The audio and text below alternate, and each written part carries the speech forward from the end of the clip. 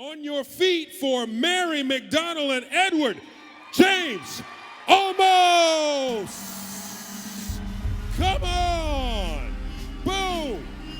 As they make their way to the stage. Show them the love. Chicago, C2E2.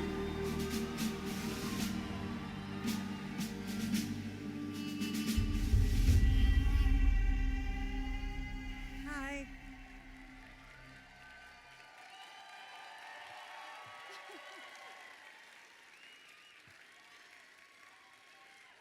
Thank you. Thank you so much. You have no idea. Can I ask a big favor? We love you too. Hello, who's that? Hi. Is my brother here? Yay! Hi, you guys. Hi, Jack. Hi, Jamie. Hi, Maddie. Can I ask a big favor of the building? Could we turn on the lights in the audience so I can see them as much as they want to see me?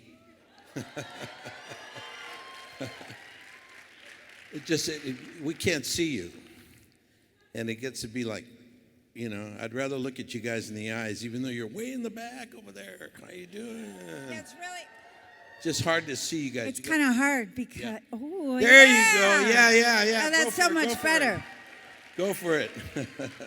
That's really great. So, okay, so here we are. I feel like we're in a therapy session. We are. So how has your week been, Ed? It's been strange. Really? Yeah. Can you want to share? Well, I came to see the Green River.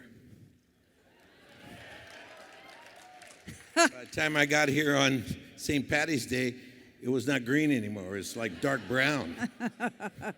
Really? It was green from my hotel room, and I was very happy about that. But when I walked into my hotel room, the very first thing I saw out the window, and I don't know what kind of reaction I'm going to get from this right now, but I got to share it because it was a bit traumatic to me. I walked into my hotel room, and through the window I saw Trump.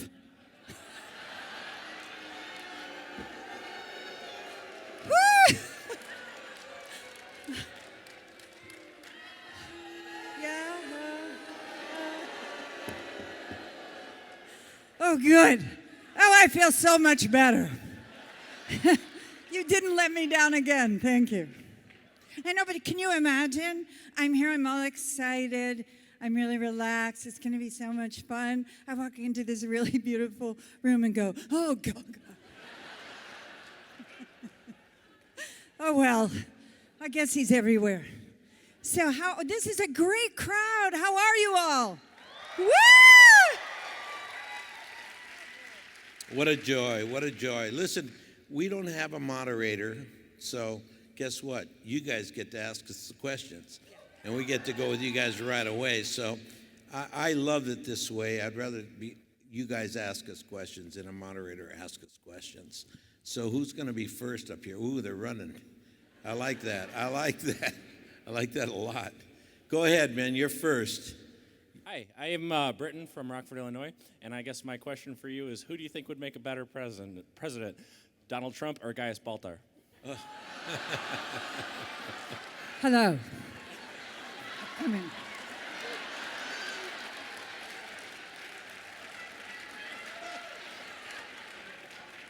Stand right there. Right there. Not too close. Now, I don't really have an airlock.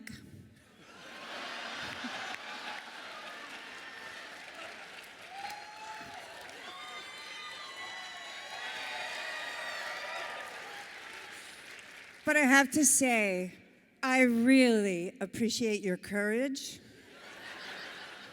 and your conviction. And if we're ever together at another con and I'm on the stage, don't ask that. I'm teasing. I love you. Wow.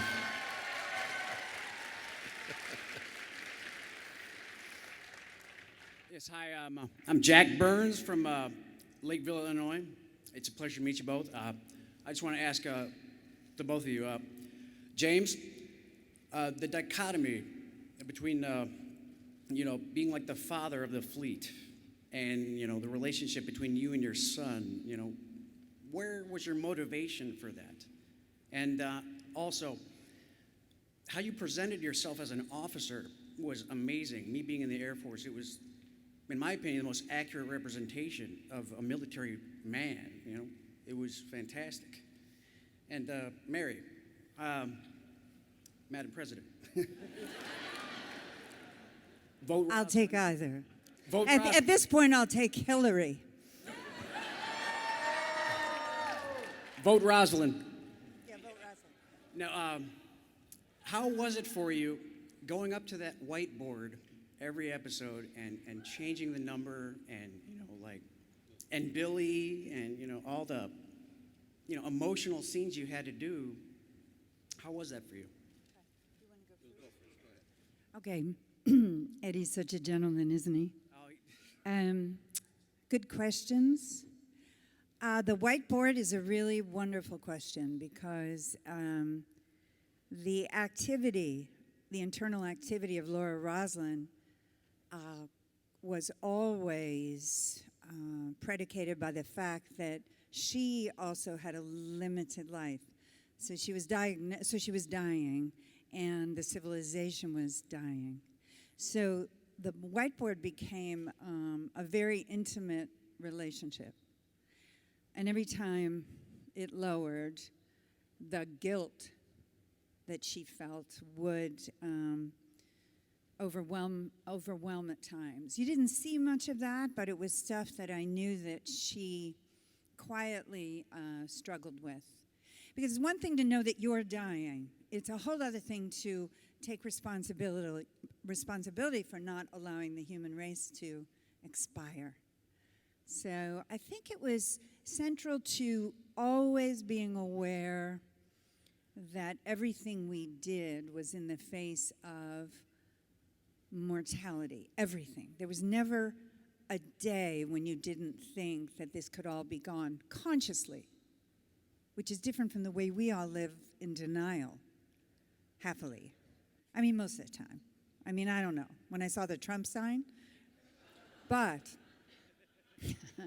the whiteboard always made it clear that we were running out of people, not just running out of time. So it was the central feeling I had. Thank you. Really. Quickly, let me just add to that just a second. Everyone that watched this show and got through to the end will have a much better ability to sustain and move forward. God forbid there's ever a nuclear holocaust on this planet.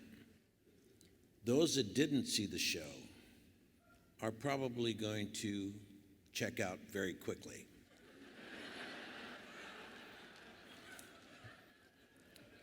So you're all very lucky. And now to answer the question that you asked me, it was in the writing. I came to this program on the script, and I walked into something that when I read it, I was floored. And every single episode that came through the door was mind-boggling. As much as it was for you, it was for us as we read it for the very first time. Because we would sit at a table, and we wouldn't get the script until we were sitting at that table. So we didn't know what was going to happen until we read that script, and we read it all as a unit. All the actors were there every single week, and we read it together, and we would find out what was happening. So the way you felt, we felt. And we ended up becoming an integral part of an extension of every viewer that ever saw the show. And because you lived every second. There was no way of watching this program without living the moments of the people that you were watching. And that was the price you had to pay for admission into Battlestar Galactica. And Ron Moore and the writing team were immaculate, and they were excellent. And yes, you can, there's some people who look at it and say, it was okay. Great. But all I can tell you, it is the best usage of television that I've ever been part of in my life. I thank them.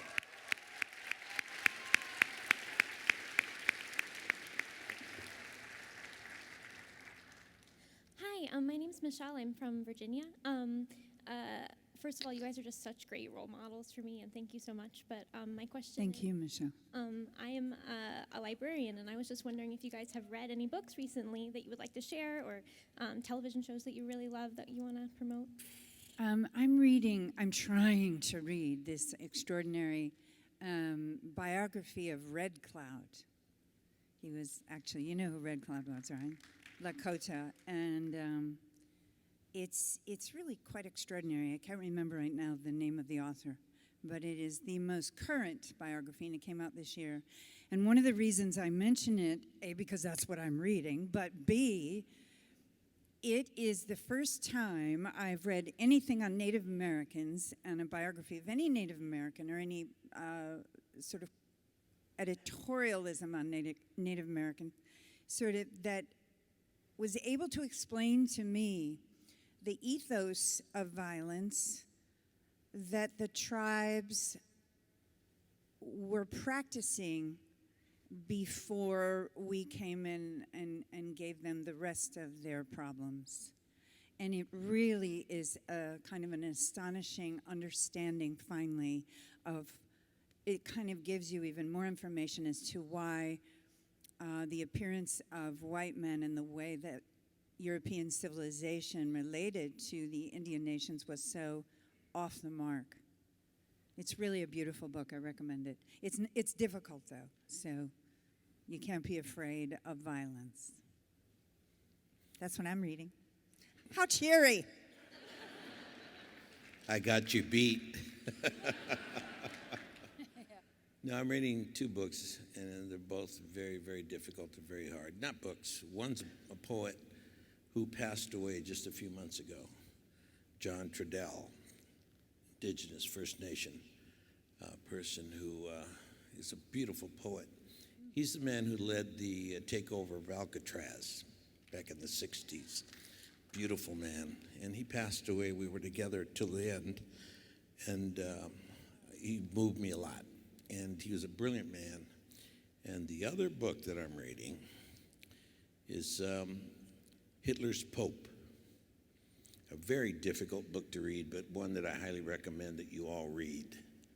It's very difficult to understand how the whole world knew what was going on and no one did anything. It's really tough to take. I'm doing a film on it. That's why I have to do it. So I've been reading a lot of different stuff for the last 8 years, because I'm doing a film on what was known, when did they find out, and what did they do with the information concerning the Holocaust in this country.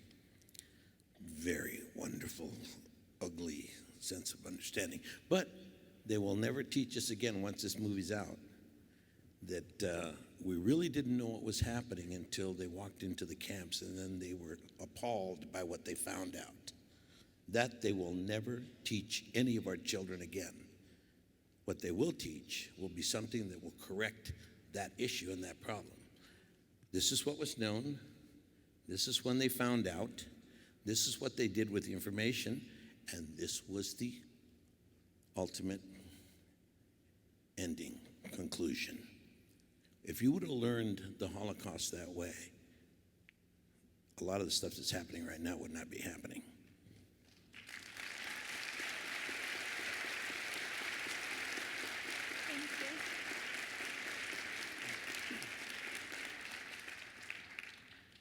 Hi, my name's Graham. I'm from Chicago via New York. And I have to say that Battlestar was a fantastic show. And the writing was pretty good, and it got the two of you on the show. The acting... I'm sorry, can you say that again? The writing on the show was pretty good, and I'm glad it was good enough to get you on the show. It was the acting on the show that was remarkable, particularly the ensemble acting that was incredible. The respect of craft that I saw on that show every time, not only from its leaders, but from the youngest members of the ensemble, was remarkable, I have a theory of two reasons, I believe, and if you fill me in on this. One was they walked into the room and they saw the two of you towing the line. You walk into a room, you go to the leadership, and you go, that's how we're going to do it. That's the respect we're going to give this. And I believe that happened. I also think you guys were sequestered into a small area in Canada, and it became kind of a group theater experience. Or a party. What's your name? Graham. Graham. Well, you're right. I mean, about that, what was that thing you said? It was because of the remarkable acting? No, sorry, I can't stop this joking around. You're right in that. Eddie and I have been doing it for a very long time before we did Battlestar. We're veterans at this, so when we show up, it's time to go to work. And a great deal of our cast had not had that kind of experience, and they absolutely did take a look at how we did it. They were all very talented, but there wasn't a lot of experience. So there was a tremendous amount of that going on. Eventually, I think that, and I really will credit my friend Ed here. Eddie came in the very first day of shooting. He rewrote the first monologue on his feet. He showed us what the world was about, and he showed us who Admiral Adama was. And we either had to figure out that we fell in place with that energy, or we resisted that energy, depending on who we were. And I would say that Eddie and Michael Reimer and Ron Moore, at the very beginning of Battlestar, showed all the rest of us what we were really there to do. And then fortunately, the rest of us had enough going on that we were able to live up to it. And I really mean that. He did do that.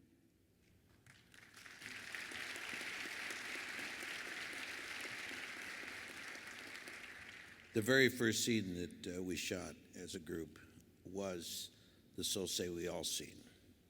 That was the very, very first scene that we shot as a group. And I think it was only the first half of the day was shot between Baltar and number 6. And they shot a couple of scenes before. And then we broke for lunch, and when we came back from lunch, we were into the hangar, and we were doing the So Say We All speech. But the So Say We All speech was a little bit different.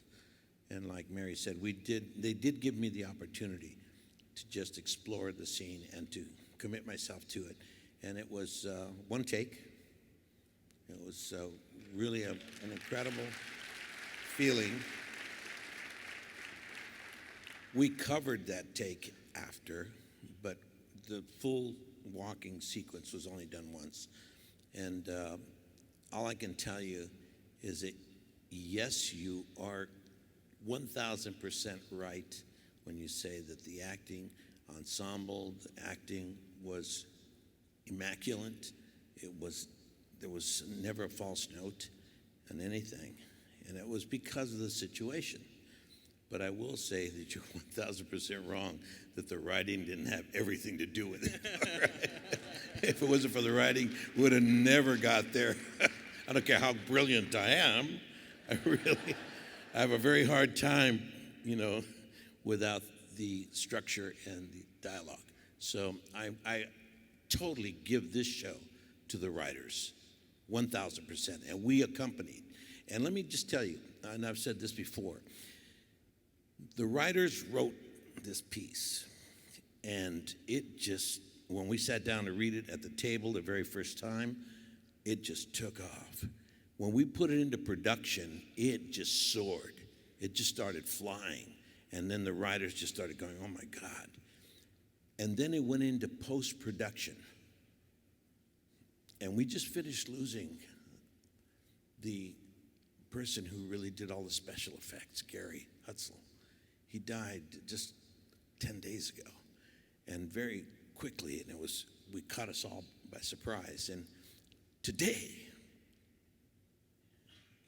they're memorializing him, and we're not there. And we're here with you. And now I share his name, and I share it with all of you that would have never heard his name, maybe. And you get to be here, and we get to celebrate his life because he gave us all the special effects. That man literally laid his life down for his art. He would go to work and he wouldn't leave. He had a family, he had children, 3 of them. And I gotta tell you, he would sleep on a cot in the room. That's where he would sleep, and then he'd wake up and he'd keep on going. And then he'd go to sleep there and he'd keep on going. And his own staff would say, "Hi, Gary." "Okay, I'll bring you coffee," you know.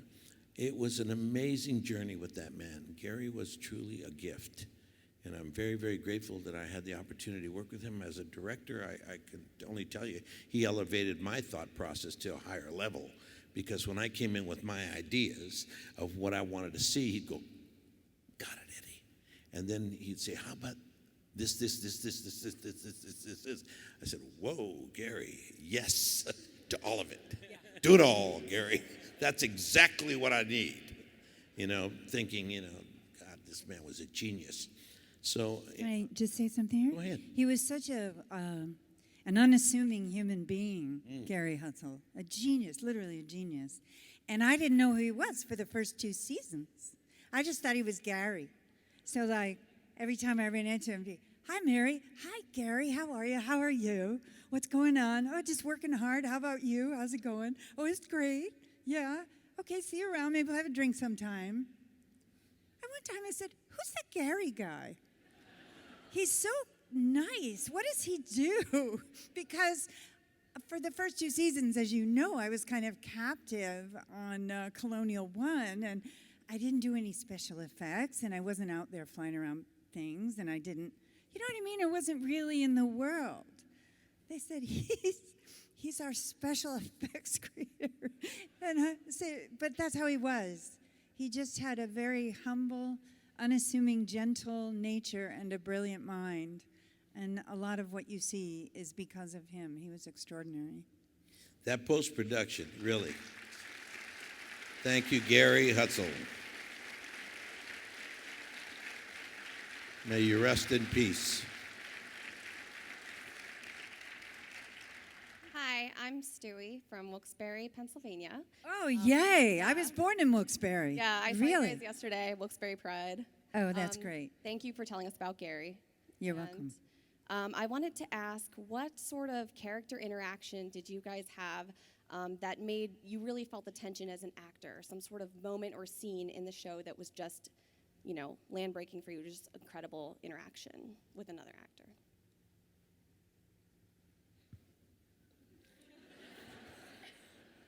This.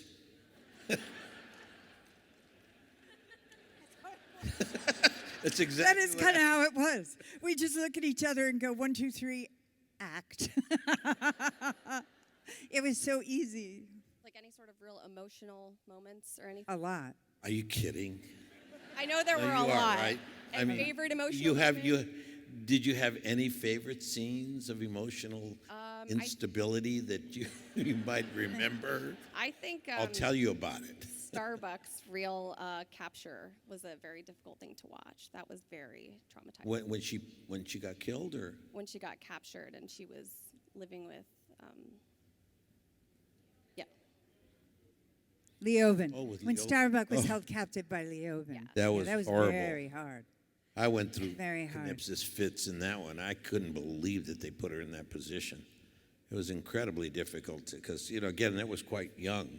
They were at the very beginning of the show. So basically, I think the most emotionally impactful scenes that I had were the love scenes between her and I.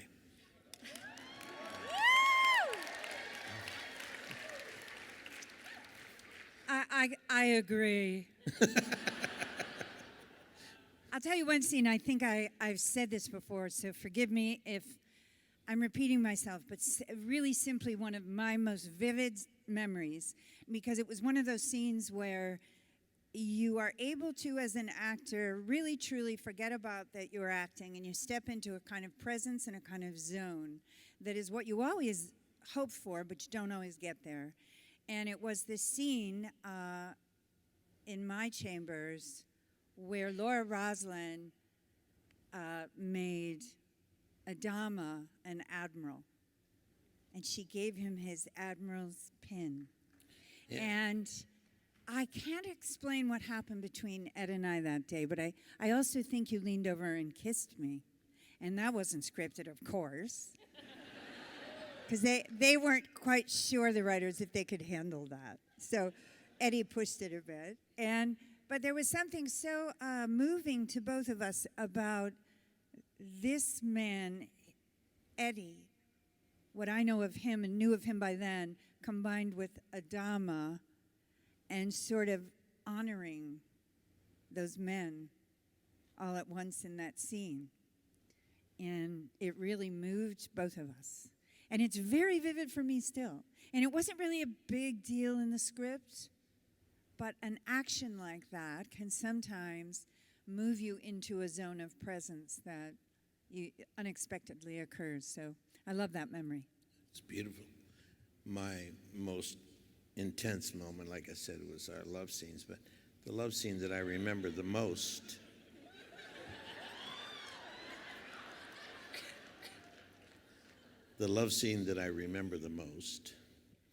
was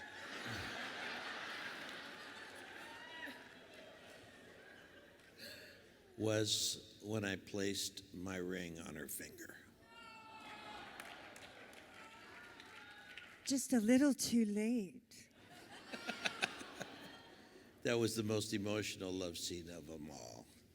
And that to me was probably the most difficult scene that we had to do. And it was at 3 o'clock in the morning. And it was very, very hard to do that scene. It was the last scene that Mary and I did together.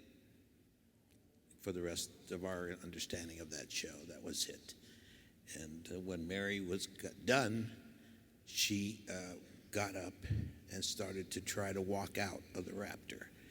And as she walked out, her 12-year-old son was there, Michael. And thank God he was standing there, because he caught her as she completely crumbled to the ground. And she just couldn't, none of us could take it. Can I tell this story that I've told before, too, about that scene? Do you know what I'm talking about? Well, some of you do, but a lot of you don't, so good. It was an amazing thing. And so it's our last scene, like Eddie said, and we're getting to the very end. And my character is about to die.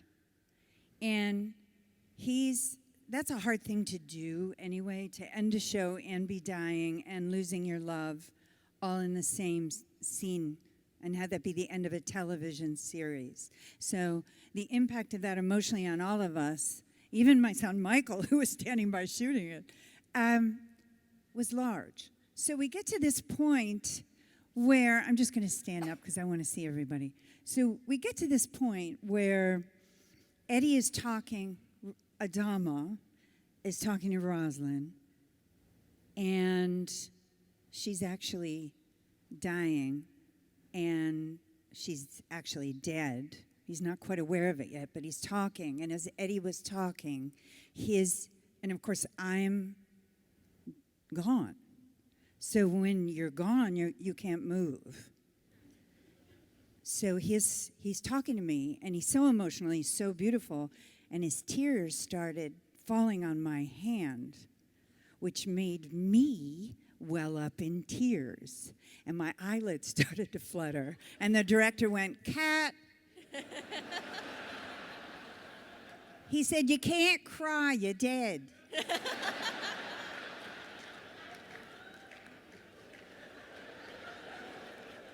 "I can't help it, sir," I said.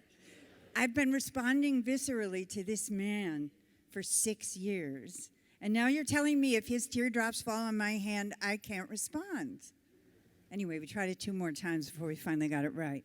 But that's how alive that scene was that Ed was describing. And it was a real honor for us to be able to do that.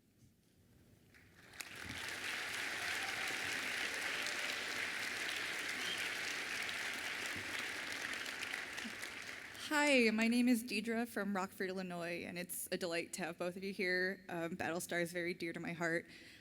My question to you is, were there any props that you have held on to since the show wrapped that still have any significance to you? We weren't allowed to take one thing. Really? I'm not kidding you. They literally auctioned off everything. And so we had to steal everything we took. Right, so because we had to steal them, we're afraid to say we have them. So I don't have anything. Because we're going to get busted. Oh, yes, you will.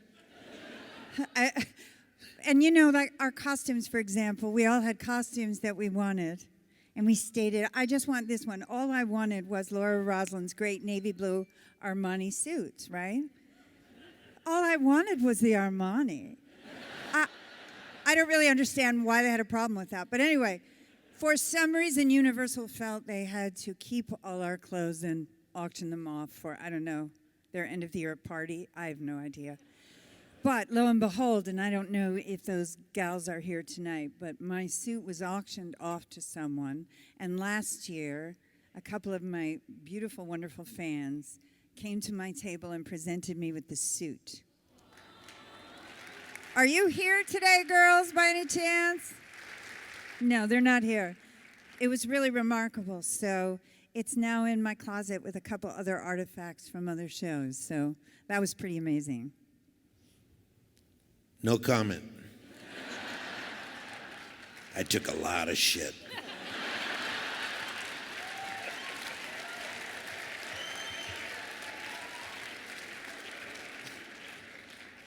Hi, my name's Carrie. I'm from Michigan, and I have a question for both of you.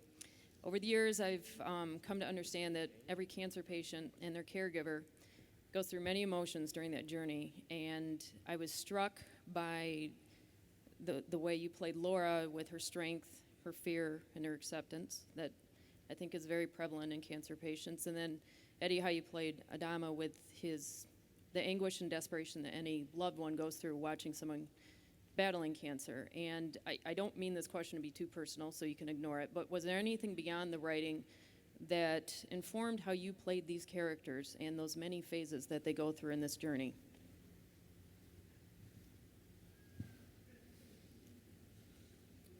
Sure. You can ignore it. All right. The only person that I ever witnessed that I was really super close to who passed away from cancer was my own mother.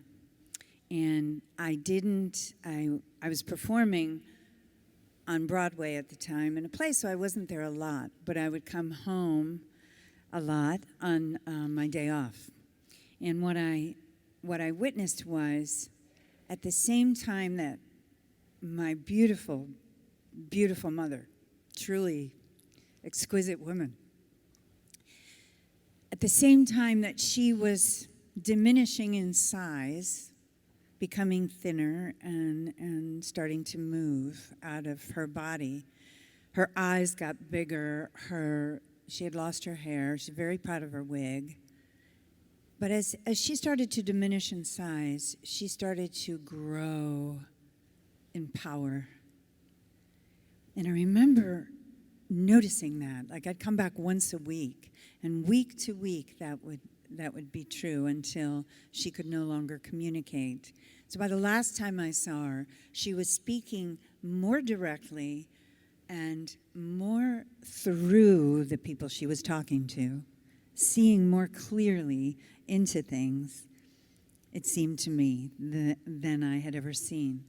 And that stuck with me.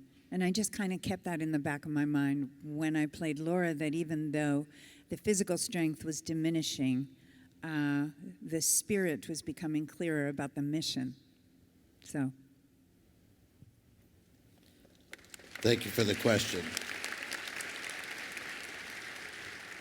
My name is Christian, and I am from Oak Lawn, Illinois. And my question for you guys was, so if you had the choice to find your next opponent, would it be Star Trek or Star Wars? I'm sorry, what was your question? So if you had a choice to fight with your sci-fi weapons and gadgets, would you want your opponent to be Star Wars or Star Trek? You You can take this one, Ed.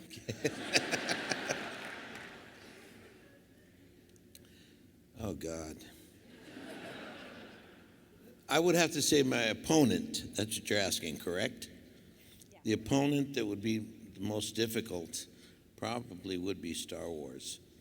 And, but, you know, Star Trek was no easy pushover. I'm sure you've seen the movies. So I got to say, to be honest with you, either one would have wiped us out. You got to remember, we weren't very well equipped.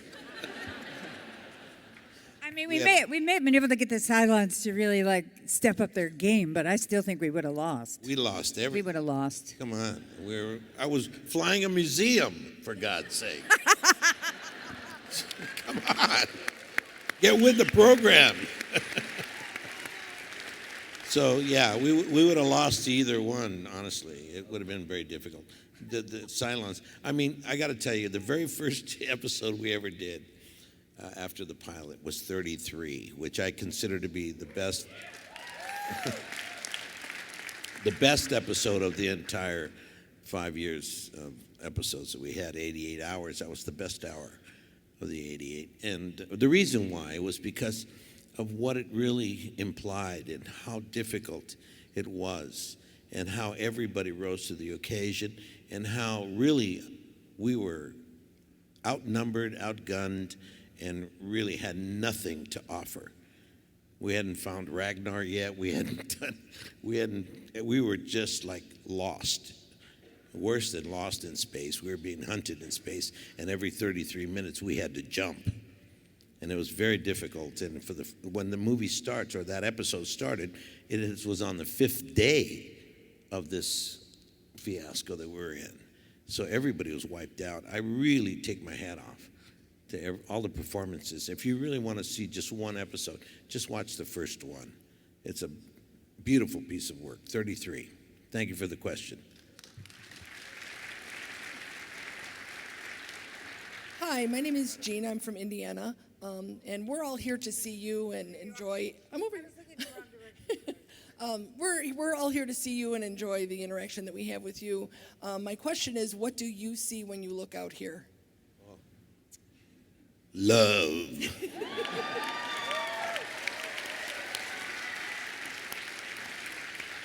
I sit at my table, and many of you have been by. Hopefully all of you will come by and just say hello. You don't have to buy a thing. That's not the reason we're here. But basically, what you have to understand is that I sit at that table, and it is a love fest. I mean, I cannot tell you how really incredible it is. And not just Chicago, all over the world. People really, really, I was talking to John Cusack yesterday. It was his first time he'd ever been to one. And I was very grateful that he came. And, you know, I think a lot of you are very grateful that John Cusack came. And he's a beautiful, beautiful guy. And he's here. You should stop by his table. And I must say that I told him, I said, you know, he says, yeah, you know, it's, I go, man, when can you ever take the time to talk to people who really, really, really appreciate what you've given them? You know, do you do it when you're running through the airport and somebody says, can I have an autograph? Do you do it when you're having dinner and they come up to you and say, hi, can I have your autograph or can I take a picture?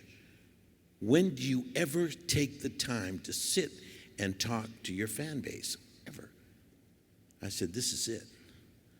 These conventions are the finest things that's ever happened to the artistic endeavor of our work. You guys give us so much power, it's unbelievable.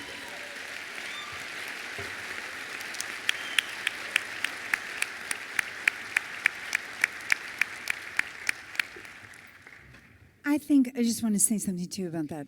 I think the thing that I love the most about it, and it is not different from what Eddie said, but the word that I keep telling people when they say, why do you like them so much? Why do you go?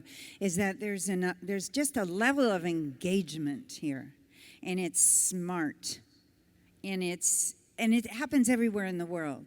It's about the product, and that leads you into politics, and it leads you into a discussion of life, and quite often you get down to the core certain issues on the planet and certain feelings about one's existence, and then you go out and have a beer.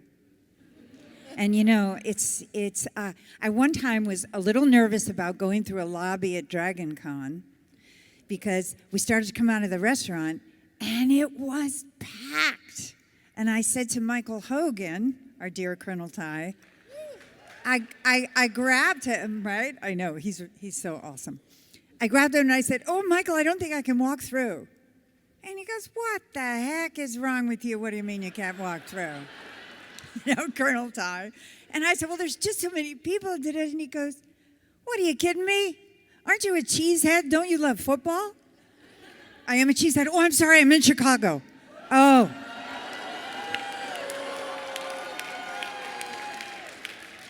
"I also love the Bears." "Oh, I just love those Bears. They're such good football players." Green Anyway. Bay. Yeah. Cheesehead.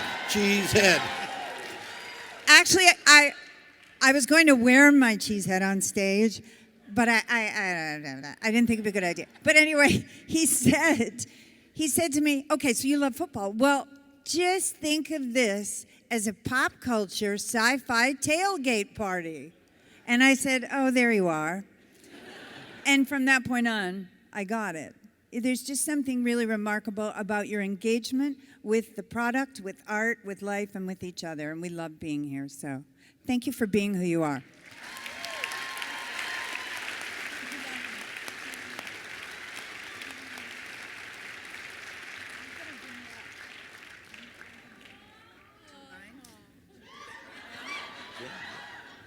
We just want I to take just had to one kiss second. her. I mean, I don't get to do this enough anymore, okay? We just want to take 1 second because there's two little girls here tonight that many of you know, and I want to ask Savannah and Sienna to come up on the stage, please. Now, these little girls have been two of our greatest fans. They are an extraordinary family, these two. Yay! Can we have a big applause for these girls?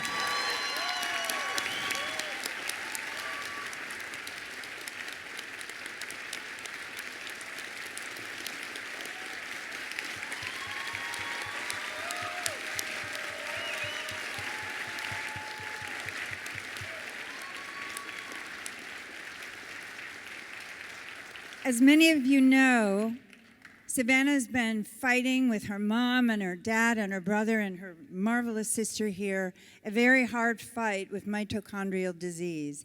And she's winning, and she's beautiful.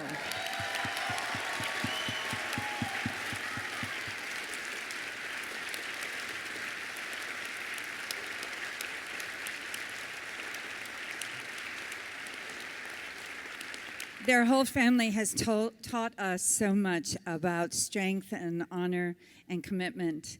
And they're very creative. And if you go on the internet and look her up, because what is the website, Amber? Okay, Amber Greenwald's blog. Because you can see little Seattle, Savannah, Sienna, Seattle's in Seattle. You can see her dressed up as every single character I've ever played and many of the other actresses that you all love out there.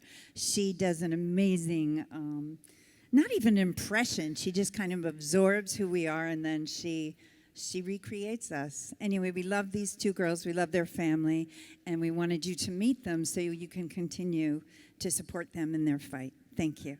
Thanks.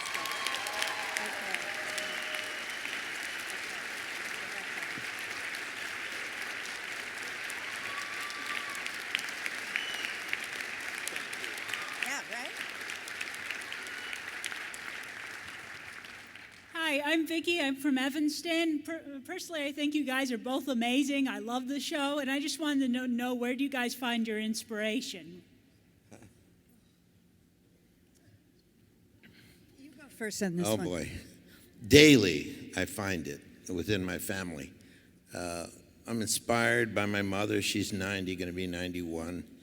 She's an inspiration. She's probably the biggest force I have. She was, I'll just tell you a little bit about my mom. It's very difficult. You talk about yours. Okay. I'd have to agree with Ed that and I think this is true for a lot of actors, but I certainly know it is for both of us. I grew up in an amazing family, a big family with very smart, very passionate people with big personalities and lots of love.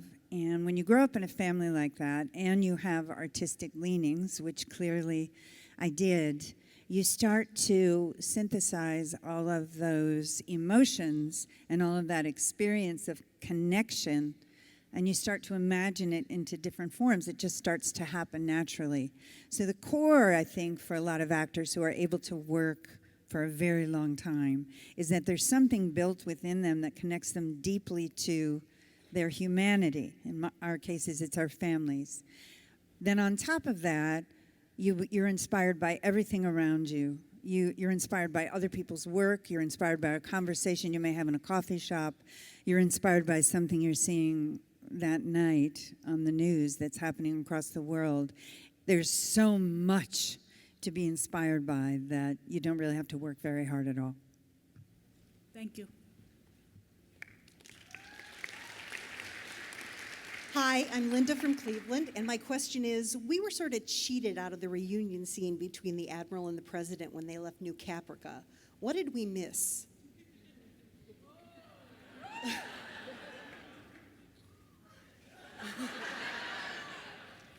Intimate moments.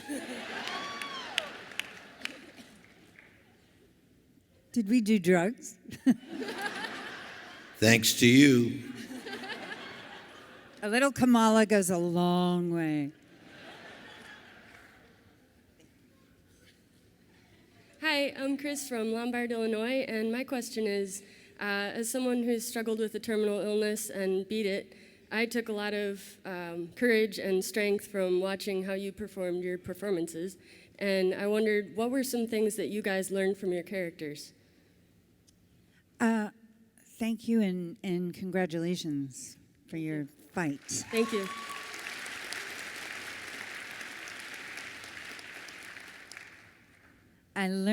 One of the things I learned from Laura Roslin was that, and I think this is true for a lot of women, we vastly underestimate what we are capable of because somewhere culturally we've gotten a mixed message since the day we were born. And she taught me that there's far more in us that we're capable of as women than we even knew. That was the biggest thing she taught me.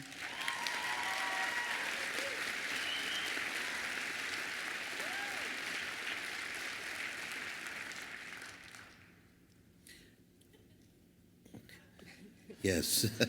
I learned how to pick myself up when you hit the bottom. What happened to Adam on this was never scripted. I mean, it never said that he was going to hit the bottom the way he hit it. And so when we went there, it was so honest in its understanding that I got probably the biggest amount of reaction from military leaders that I've ever gotten on anything I've ever done in respects of anybody calling.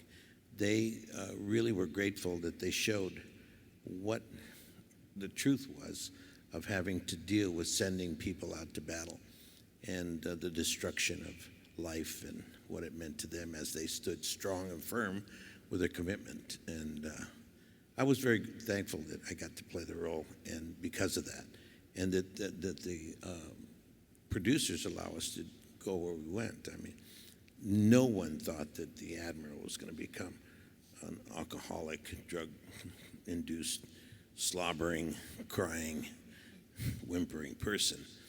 And when they saw it, they were as shocked as you were, especially after the scene where he paints his bathroom and he's throwing up on the ground and his son's holding him in his arms. It was very difficult, and that was it. I was very grateful that I got to go through that experience with him that way. I learned a lot. Thank you for the question. Thank you. We have time for one more question on each side. One more question. Hello, I'm Julia from Austria, and firstly I wanted to thank you because you got me to come here to get on a plane, especially you, Mary. Thank you, because I was kind of scared, and now I'm here, so thank you so much. My question is, right now they are bringing back a lot of TV shows like The X-Files, and do you think you would be interested if they would bring back Battlestar Galactica for one season?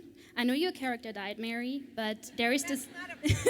It's not a problem at all. There is this lost year on New Caprica. It's sci-fi. Yeah, that's true. Anything can happen. Yeah, there's this lost year on New Caprica, and a lot of fans would be interested to see what would happen there. So would you be interested if there was a possibility? Of course we would. Very much. Thank And you. thank you for coming from Austria. My pleasure. Unbelievable.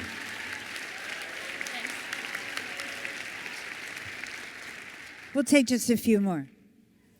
Hi, my name is Joy. I'm from Chicago. And first off, thank you for coming and visiting my hometown. And so my question kind of has two parts. So Adama and Rosalind were what drew me to the show. And they were my favorite characters, not just because they were powerhouses, that was very clear, but also because they were very human and that the decisions they made not only affected themselves individually, but affected the whole fleet.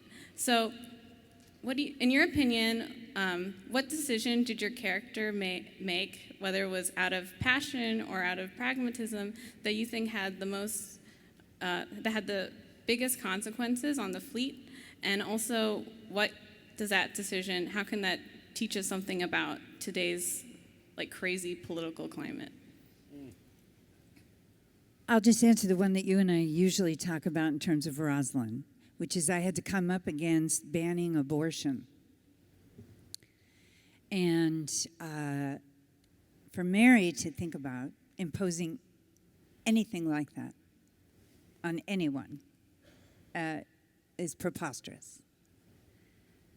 Laura had to figure out how to keep a civilization going.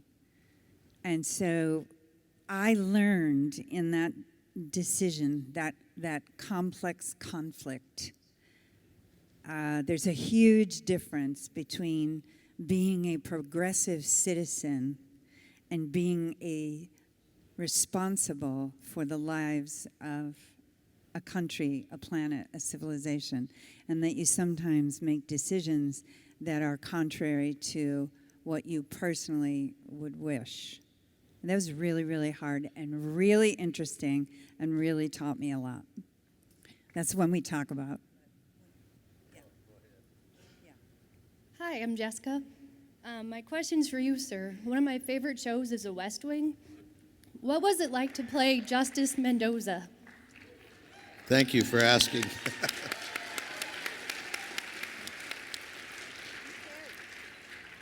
It was an amazing experience because, again, the writing was superb. And they really defined the character. They wanted me to be a regular of the show and continue the process of that character. But I had to opt out to do American Family, which was the first full-scale production done on Latino-themed family, a Latino-themed product ever in the history of television. And even though it was on PBS, so not a lot of people got to see American Family yet. But I felt pretty confident that, West Wing could handle not having me on the show. But I will say that I thought that they did a great job. I mean, it was so emotional, but it was and very, very powerful. Mendoza had a tremendous sense of humor, and yet he took no shit from anybody, not even no one. That's why he ended up in jail. It was kind of hard. But good question. Thank you for asking. I love that character. Hi, I'm Michelle from Alma, Michigan, and Ed, this question is for you. I know that we have heard when Mary said Rosalind fell in love.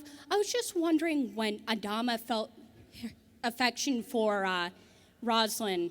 Like, what was that first twinge of emotion for her? You know, that's a good question. It was so hard because it started to happen when we were in conflict, but you couldn't show it. So I can't quite remember. The show is now kind of blurry in that respect, to be able to define it at the exact moment when I changed my thoughts about her. But it had to have been in the struggle. When we were in the heat of the struggle, I started to realize what a great human being and a great person she was. And we were still at each other. And it might have even been when she was accusing me of being a Cylon. I think it was at the read-through. I think it was when he threw me in jail. Really? Yeah, I think he started to look at me differently. Oh, so where am I going? I was like, he started to look at me differently once I was behind bars. I didn't mean it that way at all. Never mind. Thank you. One more. Oh, that's it. No, one more? Yes, no? One more. Go ahead. I think it's the last person. This is for you, Admiral. Wondering if you could do us all a big favor here and give us a So Say We All send-off. Well.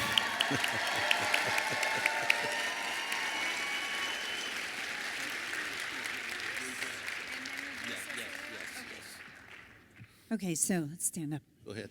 Before Eddie closes us, whoops.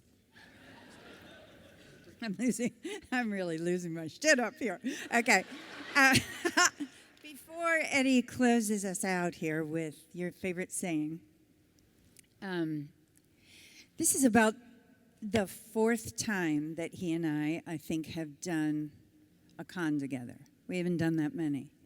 But one of the reasons I come back is for this moment right here with Eddie and you guys, because life is very short, and when you meet a collaborator that you trust entirely, you don't want to ever let go of that person, and you don't want to ever let go of the potential collaboration.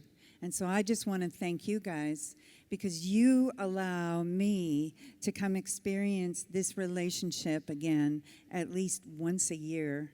And it's phenomenally important to how I continue as an artist. So thank you for that.